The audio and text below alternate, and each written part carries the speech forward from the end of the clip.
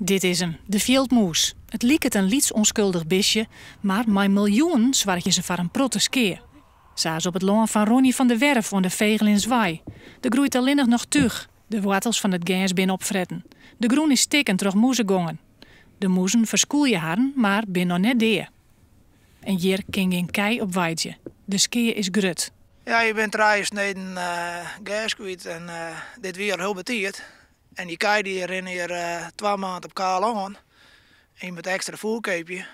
Nou, de skeer, ik denk ongeveer dat ik nou ongeveer tussen de 2000 en 2400 euro per hectare kwijt ben.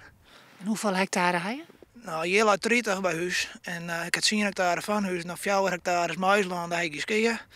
En die andere 6 die is ik vet. En hoeveel skeer, als je het bij elkaar optellen, is dat dan?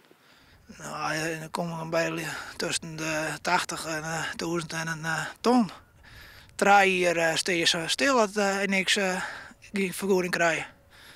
Samen droeg. Hoe lang ben je hier al boer?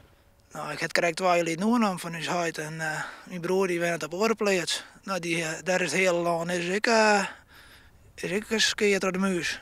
Van der Werf vindt dat de oerhiet bijspringen moet. Ja, een boer kan het dan net als bedrijfsrisico nemen. Nee? Ik denk wel dat zij je met wat vergoeding voorkomen, anders komt het net goed.